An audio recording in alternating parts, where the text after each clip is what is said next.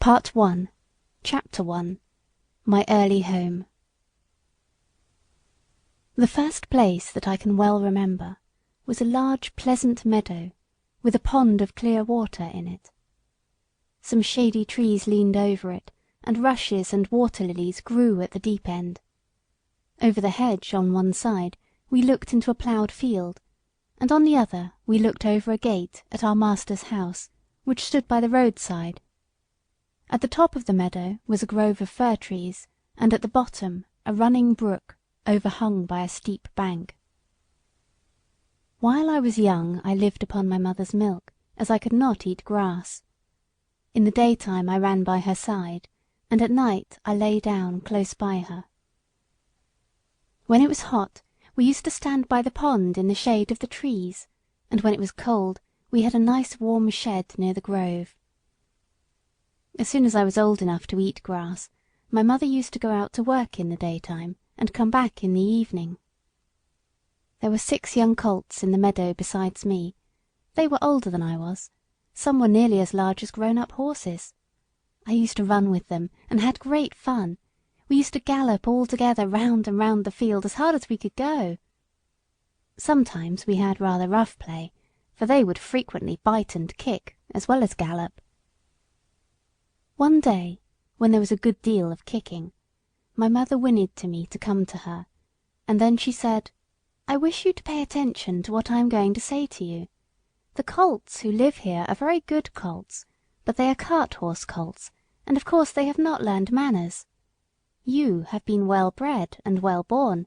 Your father has a great name in these parts, and your grandfather won the cup 2 years at the Newmarket races. Your grandmother had the sweetest temper of any horse I ever knew, and I think you have never seen me kick or bite. I hope you will grow up gentle and good, and never learn bad ways. Do your work with a good will, lift your feet up well when you trot, and never bite or kick, even in play." I have never forgotten my mother's advice. I knew she was a wise old horse, and our master thought a great deal of her. Her name was Duchess, but he often called her Pet. Our master was a good, kind man. He gave us good food, good lodging, and kind words. He spoke as kindly to us as he did to his little children. We were all fond of him, and my mother loved him very much. When she saw him at the gate, she would neigh with joy, and trot up to him.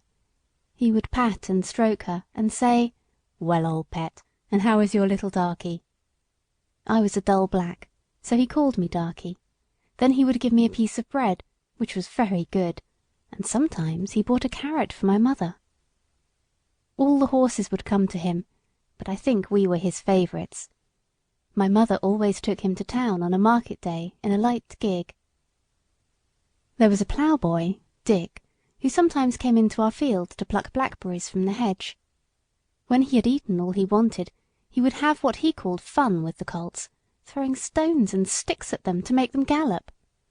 We did not much mind him, for we could gallop off, but sometimes a stone would hit and hurt us.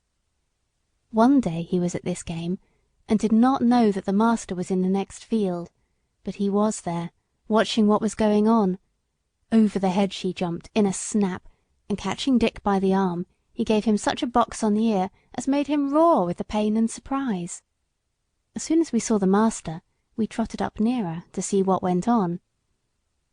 "Bad boy," he said, "bad boy to chase the colts. This is not the first time, nor the second, but it shall be the last. There, take your money and go home. I shall not want you on my farm again." So we never saw Dick any more. Old Daniel, the man who looked after the horses, was just as gentle as our master, so we were well off. End of chapter 1.